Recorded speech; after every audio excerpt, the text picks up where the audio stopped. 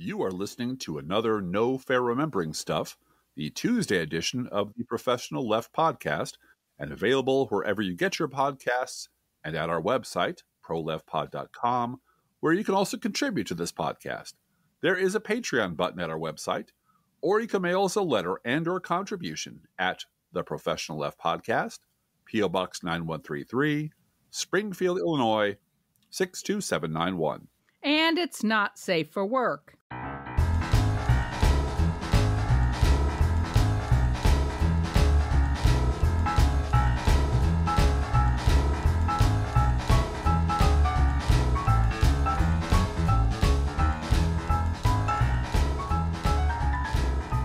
Oh boy, is it not safe for work ever, ever, ever. This episode recounts our mutual harrowing experience watching a documentary about Fox News. Scared the crap out of us, people. Did you know that Fox News has, quote, eliminated journalism, unquote?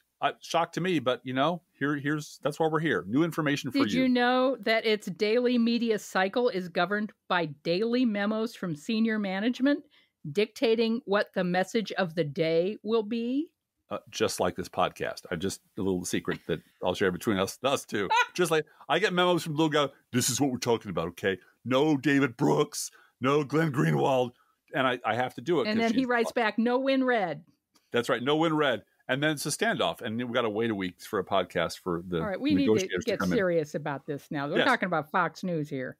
Did you know that Fox News employees are constantly monitored by senior management to make sure they never stray from the Fox News message? That Fox News openly endorses Republican candidates for office. Yeah, that's right. Gives them glowing softball interviews while savagely attacking their Democratic opponents. Yep, all the time. Did you know that everyone has to sign non-disclosure agreements so none of this gets out to the general public? That they routinely stack their panels so that any nominal liberal is weak and outnumbered. Did you know that they have a stable of Fox News liberals who are on the payroll specifically to fawn over Fox News hosts and agree with them? You're my favorite conservative, Sean. You're my favorite conservative, Sean. Don't tell anyone, but I just love you so much. Yeah. Yeah. Oh. Did you know that a Fox News contributor can expect to lose their contract if they disagree with Fox News's agenda or point out when Fox News is lying? Did you know that Fox News will cut away from actual breaking news that might make Republicans look or feel bad? That they focus on God, gays, and abortion to the exclusion of actual news. And studies show that the more people watch Fox, the stupider they get. That Fox News routinely engages in character assassination.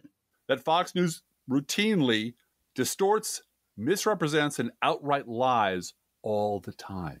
That Fox News routinely uses phrases like, some people say, to pass off Fox News' political agenda as the opinions of just people that are talking. Mm-hmm.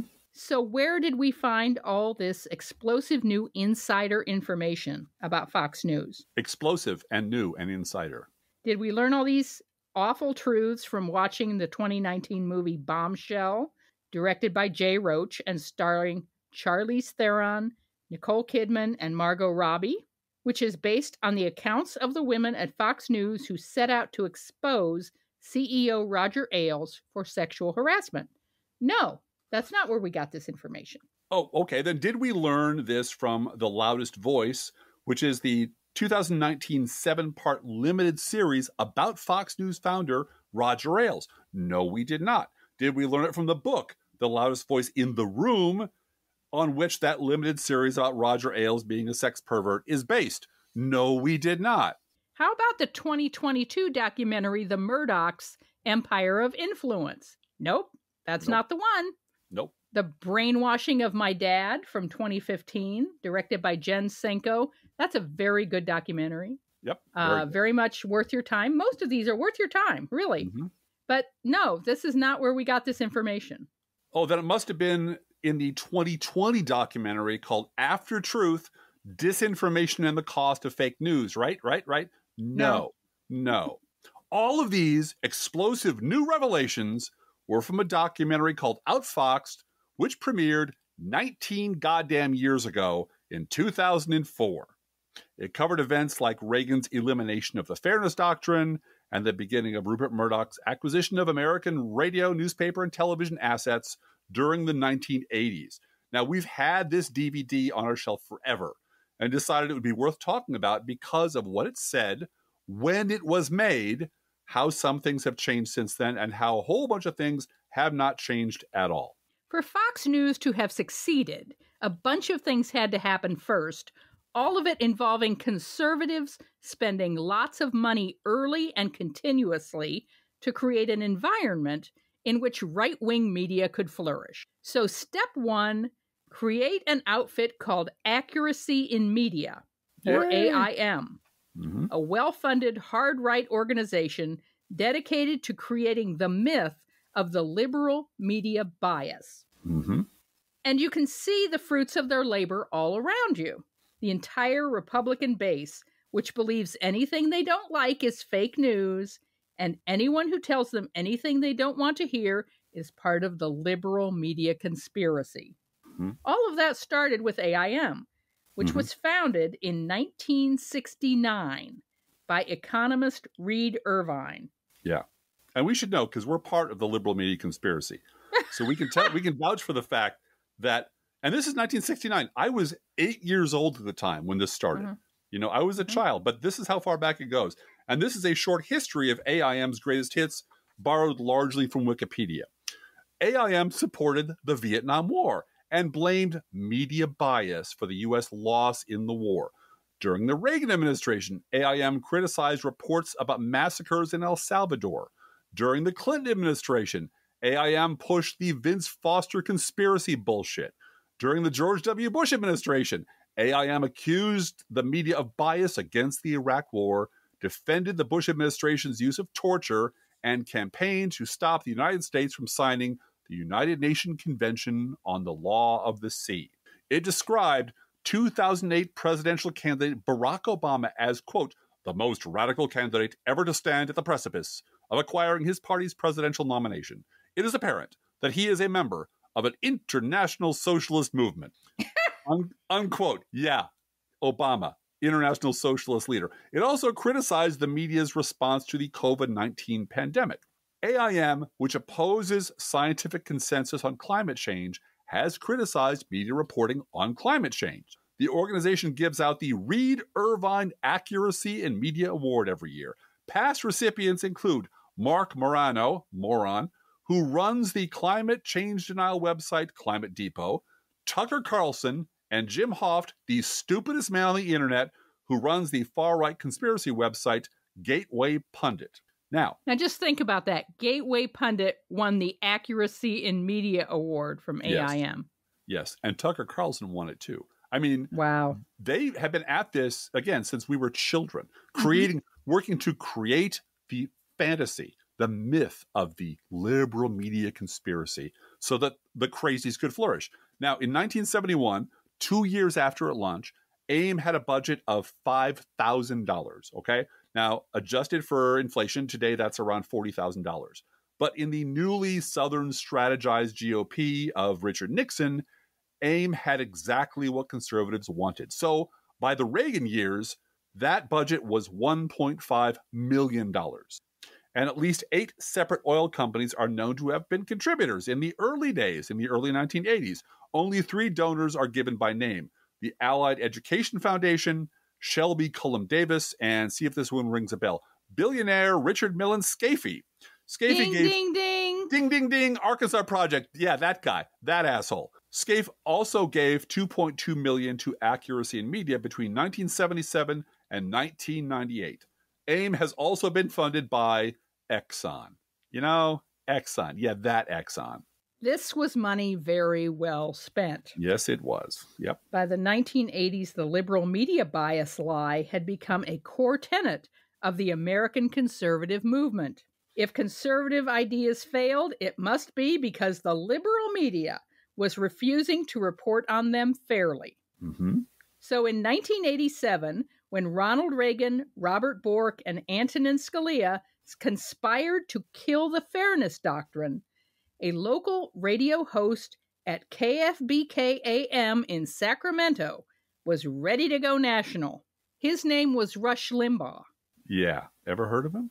Although Limbaugh joined the Sacramento station in 1984, his brand, as it would be recognized for decades to come, began coalescing after the Fairness Doctrine was repealed by the Federal Communications Commission in 1987 under Ronald Reagan. Columnist Daniel Henniger wrote at the time, quote, Ronald Reagan tore down this wall in 1987, maybe as spring training for Berlin.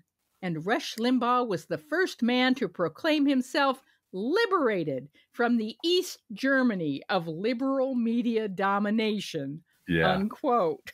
And they really think that. They really believe this shit. Mm-hmm. This is from Fox News anchor John Roberts. Quote, it was when the Fairness Doctrine was removed that Rush Limbaugh was really able to shine, unquote. After all, since the entire media was controlled by liberals to begin with, why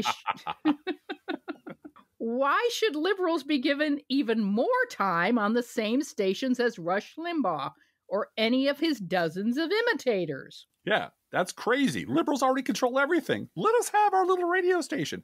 Okay, now that it was unencumbered by the need to be fair or tell the truth or not be like grossly racist, right-wing radio spread like wildfire. Now, this is from former Fox News employee Tucker Carlson.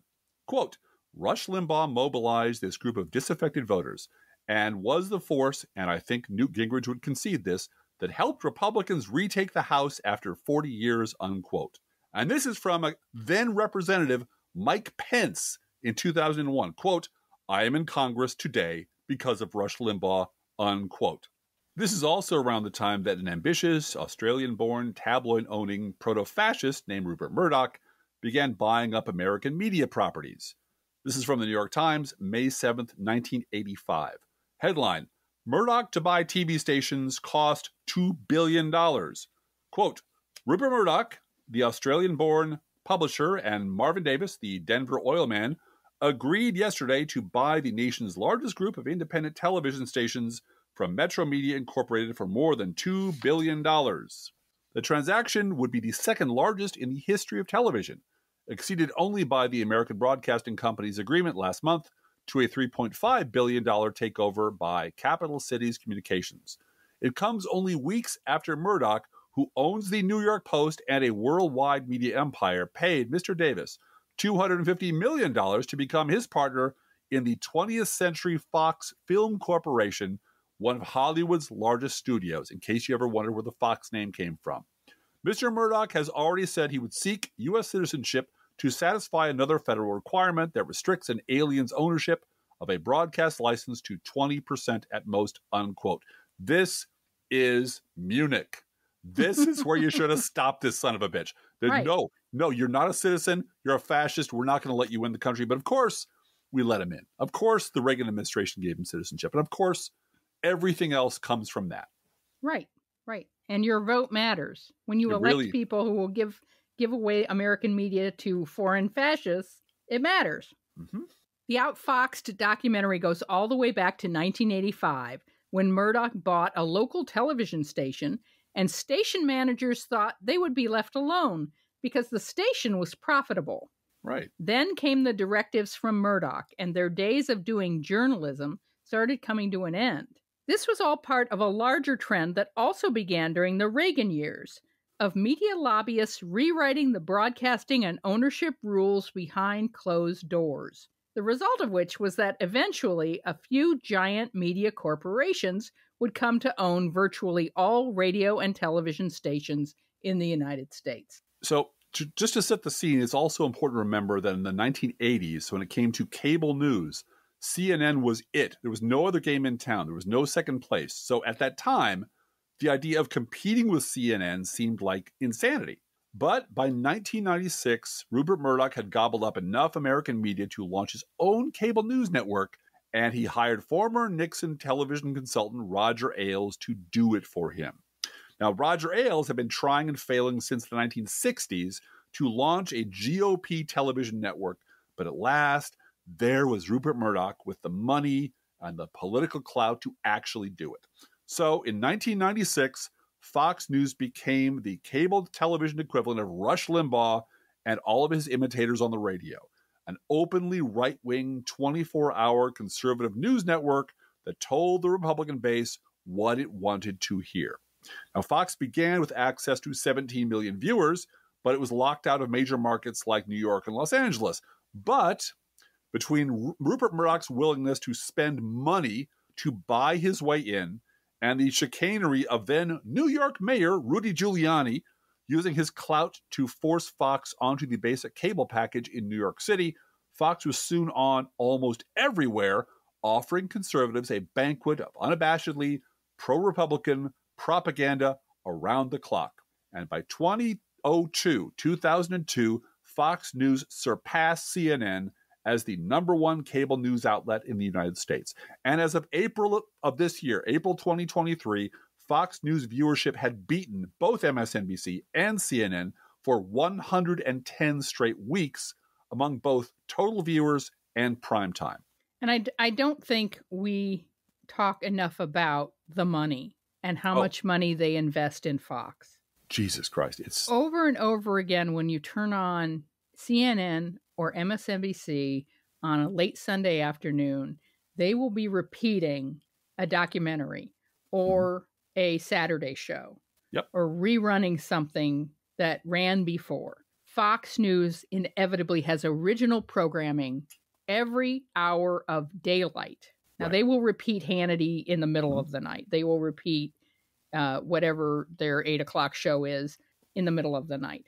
But from 7 a.m. in the morning, 5 a.m. in the morning until midnight, they have original live programming going on. Do you remember Lock Up or Lock Down or whatever it was? Yeah, that would come on, and in MSNBC would just be gone. I mean, I remember the days when stations would go off the air. Right. You'd stand up and say the Pledge of Allegiance, or you'd sing the Star Spangled Banner, and the flag would come up, and this station is now off the air. That never happens anymore. Nope. But on MSNBC, they just run crap.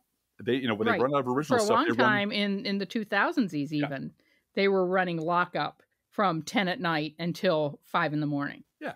And more importantly, they also hired a whole bunch of people whose names might be familiar to you to try they might snatch up some of that audience. Did you ever wonder why MSNBC hired Ann Coulter back when they launched in 1996? Yep. Why they gave Tucker Carlson his own show. MSNBC gave Tucker Carlson his own show in 2002. Uh-huh.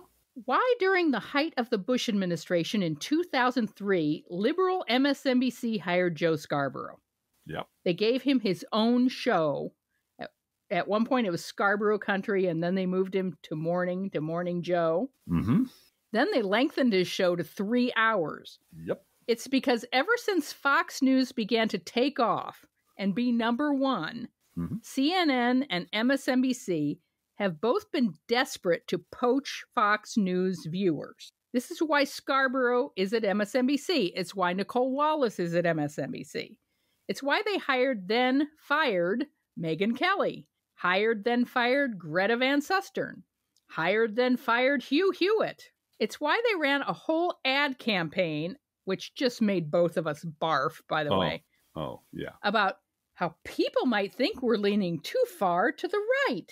Mm-hmm. It's why CNN hired Scarborough henchman Chris Licht to purge the network of anything that seemed even vaguely lefty. Mm-hmm. They don't care about you and me, because where else is there for us to go? Yeah. What's the other liberal network we could turn to other than the Professional Left podcast? Yeah, you could turn to the Professional Left podcast. But as the Professional Left podcast, where do we go, Blue Gal?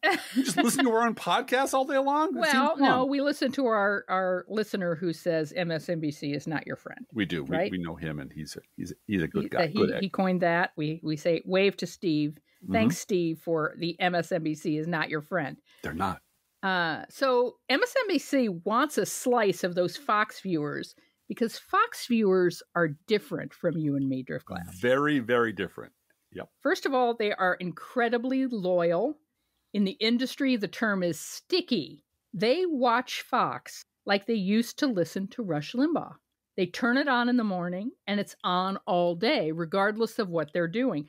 I am aware of people who leave Fox News on while they go shopping. Yeah.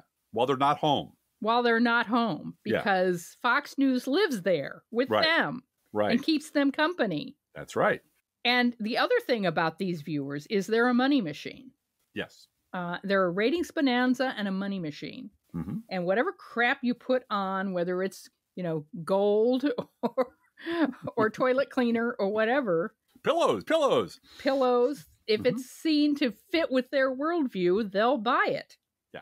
And as we mentioned before, if you want to see a documentary about a person who saturated himself in Fox News, it's the Jen Senko documentary about brainwashing her father. It's this nice guy, this wonderful dad who started going on long commutes and listening to right-wing radio, and he turned into a monster. He turned into a racist, hateful monster. And she, when she started doing this documentary, found all these people all over the world, all over the country, who were saying, "Yep, happened to my dad. Yep, happened to my aunt. I can't even talk to these people I lost anymore. my parents." Yeah. Yeah, they're gone. Yeah. And this also explains why MSNBC is now absolutely stuffed with recently former Republicans like Tim Miller and Charlie Sykes and Tom Nichols and on and on and on and on. And why the network put its full weight behind boosting the crap out of Never Trump media like The Bulwark and The Lincoln Project, because MSNBC wants to catch the drippings of any Fox viewer who might have gotten a little sick of Donald Trump, but doesn't want to get any of that icky liberal goo on them, and doesn't want, most importantly, does not want to be reminded of the past. The past is scary and dangerous. So not to worry, friend. Here at MSNBC, we've never even heard of George Bush. And Obama, that must have just been like a bad dream. We'll never talk about him. Don't worry about that. Here you'll just find wall-to-wall, Reagan-loving, nonpartisan patriots such as yourself. So here's the point. Inside the television industry, none of this is a secret. To quote Jeffrey from A Lion in Winter, I know. You know I know. I know, you know, I know. We know Henry knows. And Henry knows we know it. We're a knowledgeable family. And all those NDAs the people sign, they are to protect the grifters from the rubes ever finding out how badly they're being screwed and how much their TV network friends despise them.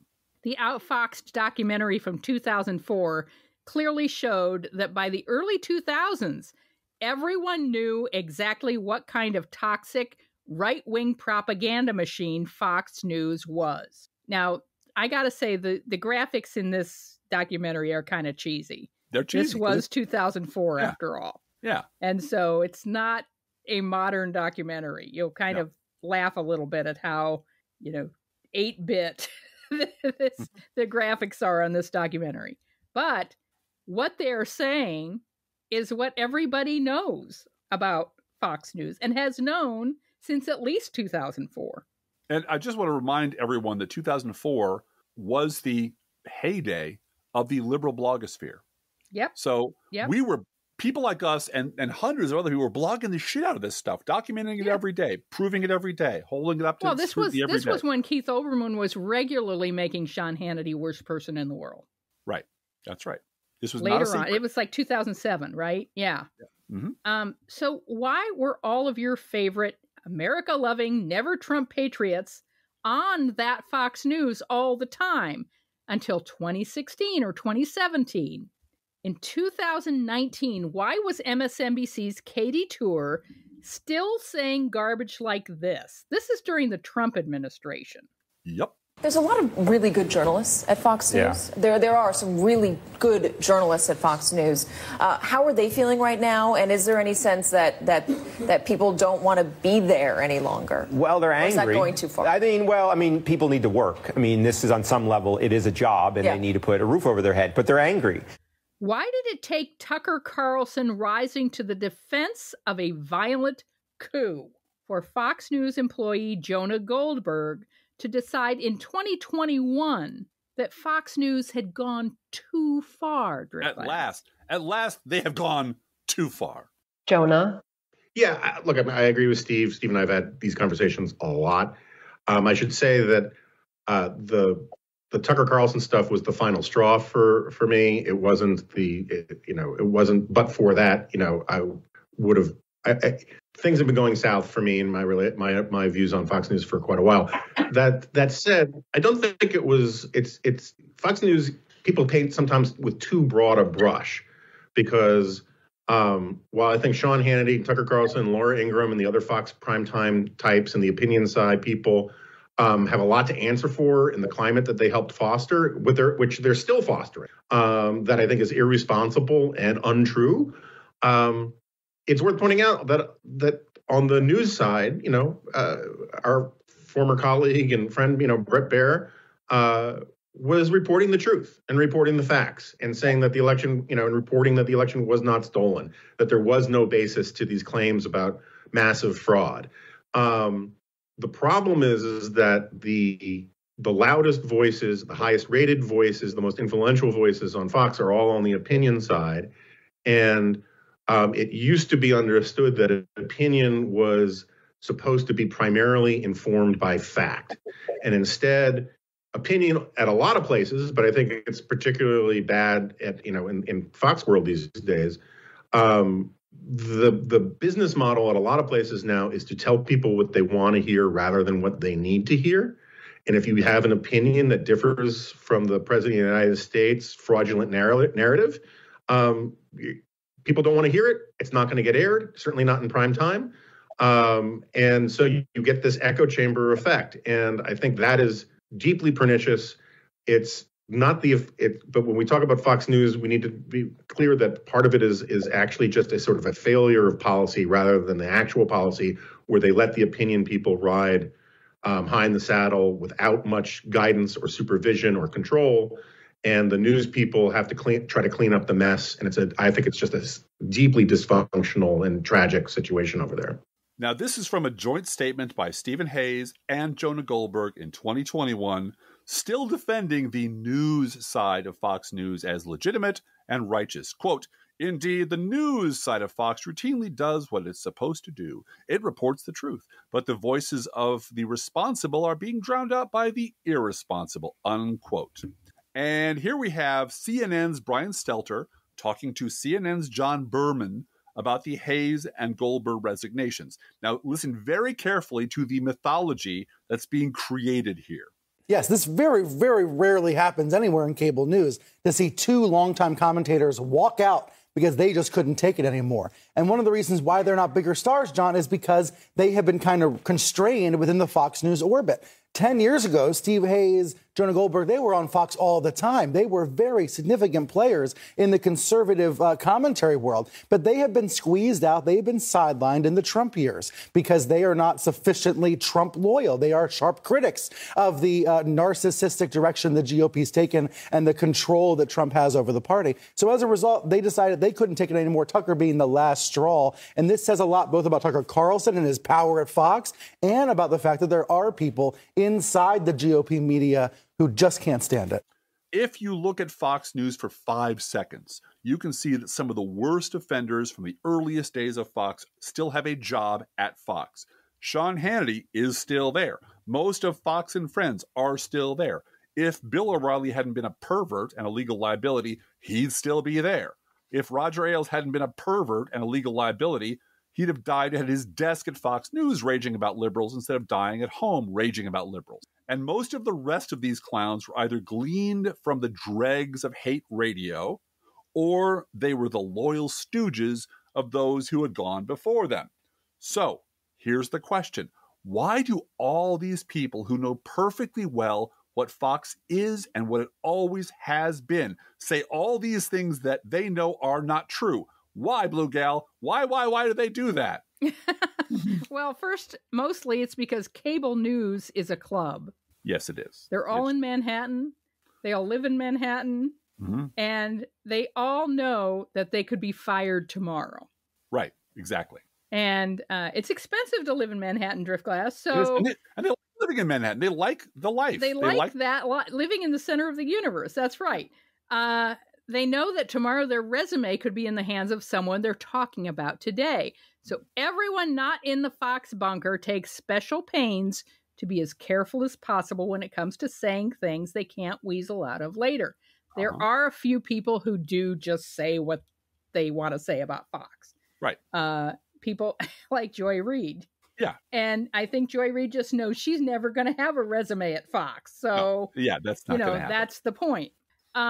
Secondly, and nearly as important, is that the mainstream political press has decided what the narrative shall be. Yes. That conservative media and the GOP were just fine prior to 2016. That's when the bad stuff happened. The escalator ride. That's when everything bad. That's when the Republican Party fell apart. It was like our derecho here in Springfield. It was just a sudden, inexplicable weather event that knocked things down. But it'll be fine. And now we need to rebuild. We just need to rebuild to what it was right before the escalator ride. Right before that was perfect. Don't talk about Bush flying us into war. No. Destroying the economy. Nope. No, all of the racism of the Southern strategy, none of that. No, it's just Trump. What about birth certificates? Can we talk about birtherism? No, you can't talk about that shit. You can't talk about that. No. So they've decided what the narrative shall be, that conservative media and the GOP were just fine prior to 2016, that Fox and conservative talk radio were natural and healthy responses to what, Driftglass? The liberal media bias. Right. Just terrible, like us, it was liberal media bias. Yeah. And, they may have gone a little too far. Trump used some kind of hocus pocus to brainwash the GOP base and break conservative media. And if we could just get back to the way things were during the good old pre-2016 days, back when they were talking about Solyndra. That's right. Policy stuff like death panels and birth certificates and tan suits and mustard. If we could get back to then, everything would be just fine. Everything would be and everyone could have their jobs back. Everyone can go back to the way it was.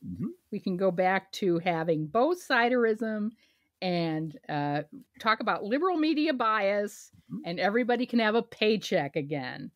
Because taken collectively, doesn't this just remind you of the Tea Party strategy? Oh, exactly. Yep. Bush who? Bush who? What? Bush never was there. Don't know who he was. And this strategy is one in which Trump is certainly problematic, but also somehow no one's fault. No one, who knows? Again, we did a whole episode on Joe Scarborough. Yes, we former vacationer at Mar-a-Lago before the escalator ride. Right. And, it's not his fault that he had Trump on multiple times phoning in. In fact, it's really Hillary Clinton's fault. I don't know if you heard that, Driftglass. Oh, I did. Oh, Hillary absolutely Clinton's did, fault because Hillary Clinton didn't phone in like Trump did. Yep. And Trump did repeatedly. And that's why he got millions and millions and millions of dollars in free, friendly publicity from Joe fucking Scarborough. Yeah. But you know what? Trump might be everyone's fault, Driftglass. True. I've heard that too. I heard that Donald Trump really liberals, you sort of pushed the Republican Party by calling them racist into being racist. He made us be racist. And here's a thing that I forgot to include in our notes. But I'd like to talk about for a minute because it's a bit of a downer and it's kind of sad. But at the end of the documentary, which we thoroughly enjoyed, came, there's all this horrible shit going on in 2004. All the stuff's coming down. The Fox News is a behemoth that's just a propaganda sewer. So how do we fight back? And you know what? We need to rise up. We need to rise up and have blogs and stuff. And we need to march down to the editor's office at our local newspaper and demand that editor, print liberal stuff. And I can tell you what happened in Springfield. They just sold the paper to Gatehouse Media. They syndicated Ann Coulter for Balance. And they got rid of everybody who disagreed with them. Boom, gone. The other alternative to Fox News being on a zillion stations across the country was, here in our little town, we started our own low power FM station. It's only 31 watts. It's in a garage. It's all volunteers. It's staffed by volunteers who play jazz music. And at 5 o'clock, you get real unbiased news. Right. That's local. That you can hear over 500 feet away on your radio. That is put out in this documentary as citizen activism victory. Right. We're going to win. They beat Clear Channel. Right. They got a license to have this little volunteer-powered garage jazz radio station. Right. And as a blogger with 18 years experience, going on 19, and 13 years of podcasting, going on 14, I salute them. I am one of them. These are my people. But the idea that the netroots and this sort of citizen activism and you and your liberal friends going down to the editor's office and wagging your finger and insisting, because they'll listen to you, because you're a member of their community. We know how that turned out. The mainstream media, after the Bush administration collapsed, linked arms and wiped out the past and ignored everything and put liberals in a box that we've never gotten out of, and brought on all of the both sides do it assholes in the New York Times and the Washington Post, and suddenly the Bush administration was gone. And every time Barack Obama got gutted by the Republican conspiracy against him, it was, why won't Obama lead? And anyone who said, asshole, it's Mitch McConnell, never got on Meet the Press, never got on Face the Nation. That opinion was absolutely verboten in the press. And it didn't matter if you went to your local newspaper or you started your own FM radio station, because the giant megaphones that were owned by major corporations had decided that both sides do it is going to be the narrative, that the Tea Party is some brand new thing that sprang out of nowhere. Not a bunch of former Republican racist assholes who just hate Barack Obama but don't want to take responsibility for the shit they did during the Bush administration. They passed that off as the genuine thing for 3 or 4 years until the damage was done. Same thing with the end of the Obama administration. Same thing with Trump. All of it, all of this shit was the result of coherent, big spending action by conservatives going back 50 years. And a bunch of people starting a little FM radio station or mimeographing a newsletter or shaking their fist in the air is not going to fix this.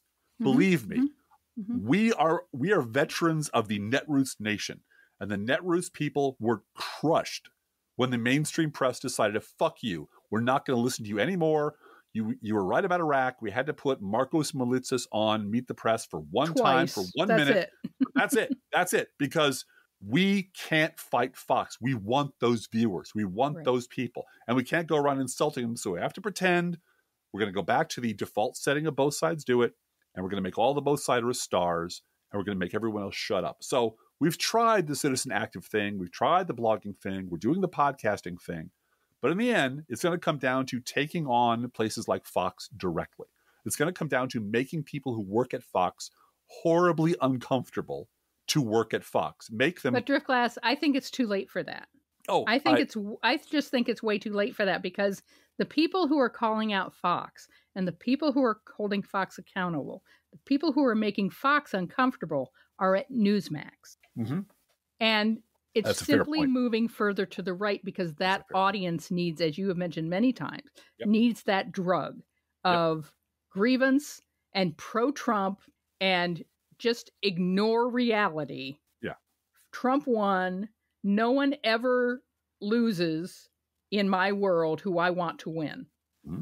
And I don't think we have seen, and I don't think we can see the forest for the trees in terms of podcasts. No, I think you're right. Or even blogs. I don't think we know the influence that we're having on voters, on, the influence. A lot of people talk about the influence of TikTok. You and I have 3 children under 25, between the 19 and 25, who are all liberal activists.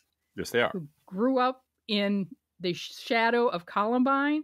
They grew up with watching mom cry over healthcare. Grew up watching their dads lose their jobs, and corporate America did not take care of them. Nope, that's true. And so they are looking for a different way. And you poll those kids, and I call them kids because I'm their mom. Of course. And they know exactly who's responsible for overturning Roe v. Wade. They know exactly who's responsible for holding up student loan forgiveness. They know it's the Supreme Court. Now, the thing they don't know is that history of stealing the Supreme Court. Right. They need to be reminded of that. And so the other thing I want to talk about for just a minute is I think we make a mistake when we simply talk about Fox as an overarching conservative media corporation. I agree. They are an overarching conservative political organization. Absolutely. They are there to get Republicans elected. And you see them faltering. And I think part of it is, the Dominion lawsuit and having to fire Tucker Carlson because his phone messages got out into the public. And the sexism and the calling your boss the C word, those kind of things mean your employment is no longer tenable. But you see them faltering, I think, quite a bit now, trying to make Hunter Biden the next Benghazi. Yes. This playbook has been used over and over and over again. And it's to the point where they're just completely isolated in pushing that story. No one else is paying any attention to them. Well, and that audience, thanks to COVID and COVID denialism, is shrinking. It is. So going after that audience is, I think that there is a teeter-totter tilting here where people are going to want to go to the 19 to 25-year-old, which is actually a larger generation than the boomers that are left.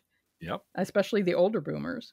And you see that a lot with the Barbie movie. That the isolation of the right in hating this movie that is, the #1 box office movie in the country, breaking records, because people aren't afraid of a feminist message when it comes to Barbie. Right. No, you're absolutely right. I have not seen the Barbie movie because I'm a member of the patriarchy. We wouldn't let him go. And it would bother me. Ben Shapiro called me personally and said, "Don't go, man." No, we said, "You stay home. This is just for us." Yeah. And Middle child and youngest child and I went, and it was for us. I sat there feeling very alone and isolated, like the patriarchy had finally collapsed beneath me. And then I went out and did some yard work or something like that. I don't know what I did. I putted around the house. I agree with you. However, if those mouth-breathing reprogrammable meatbags were in fact powerless, if Fox News, if all they could do was convince a bunch of morons that up was down and left was right and black was white, with no consequences in the real world, that's fine. Let them do that. Let them eat themselves. Let them. I'm not saying it has no consequences in the real world. I'm just saying that the consequences are diminishing. They are. But as long as they have the Supreme Court, and as long as they have the House of Representatives, which is currently tweeting out loudly that Joe Biden is the biggest traitor and criminal in American history, and these are actual representatives of Congress who were elected by these same mouth-breathing meatheads, that needs to be impeached immediately. Distraction. That has an actual real-world effect. Yes, it does. And so while I agree that going after Fox News or going after the people who are the base is a waste of time, engaging with them on any level, on any human level, is a waste of time. Alternatively, I still think going after the center, absolutely knocks down the right, because as long as these cowards who fence straddle and both sides, and if only the no labels people have a place to hide, can go to ground and hide someplace, we're screwed. They have to be smoked out and dragged out and made to here's your choice: fascism or not, lunatics or not. There's no third alternative. Pick one, pick a side, shut up and pick a side. Then we'll know where we stand. And secondly, in the hopelessness meter, it's not hopeless, but this is something that amused me today. The Guardian ran an article today about how all these Never Trump candidates are getting a rude awakening about the nature of the Republican base. Apparently, they're all discovering that the Republican Party is full of Republicans. Really? Which is a shocking development. A shocking development. Yeah. And that the donors are freaking out a little bit. And Mitt Romney's going, well, guys, dudes, we got to do something. So they're all discovering the Republican base is exactly what liberals have been saying the Republican base is since Christ wore short pants. Okay. So the Guardian has this article about how fucked the Republican Party is because of the base and because of et cetera, et cetera. So who do they call to talk about the state of the Republican Party today? Frank Luntz. No. The first person they call is Tim Miller. The second person they cite is Miles Taylor. Yeah. Miles Taylor Who's got a book out. He's got a book out and is on 4 Never Trump podcasts simultaneously. Yeah. Because rehabilitating former Republicans is the fucking business they're in. Mm-hmm. Then they cite in the article the Lincoln Project and the Republican Accountability Project.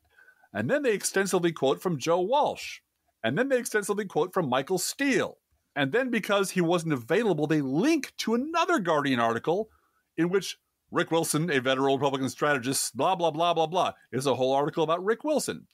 And the nominal liberal they contact to talk about this thing is No Labels charter member and bulwark, housebroken, center-left guy, Bill Galston. It's fucking Fox News. That is Fox News as it existed in 2015. Yep. All those assholes and one weak-kneed, mealy-mouthed liberal who kind of sort of agrees with them. You know who isn't represented in that article? Anyone on the left who has anything to say about the history of the Republican Party prior to 2016. Well, and I will give credit here to Mehdi Hassan. Oh, yeah. No, I saw that. Yeah, Mehdi Hassan did remember the past about Miles Taylor. Yep. And said, you know, you worked at the Trump DHS during family separations. Right. Would you like to apologize to the families? And he declined to do it. No. But you know, his book agent told him no one was going to remember that. Right. Don't worry. No, but and the reason they won't remember it is because he then made the tour of every fucking Never Trump podcast. Right. Where no one asked him about that. No, it's just about. So you say Trump is a booger butt. Right. So tell us more about what a booger butt Trump is. I have a book about what it would be like if Trump got reelected, and it would be very, very bad. Bad. Oh my God! Right. Really? Would it be bad? It'd be so very bad. Thank you, Miles Taylor. His book is blah blah blah. You can buy it on Amazon. Blah blah blah. That is the club.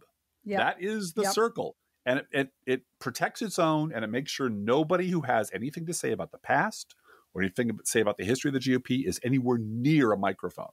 Yeah. And this has been this episode of No Fair Remembering Stuff from Blue Gal and Driftglass. Don't forget, we really need more Patreons to make this podcast fly. If you can afford to support us in that way, or if you have some ancestors' jewelry you can sell, I'm leaving that out. No. Your ancestors don't need their jewelry. Sell it and send the money to us. Just visit our Patreon at patreon.com/proleftpod. And thank you for being a Patreon. We appreciate it. We really do appreciate it. Thank you so much. The Professional Left podcast, No Fair Remembering Stuff Tuesday edition, is produced under a Creative Commons license. Copyright 2022-23, DGBG Productions.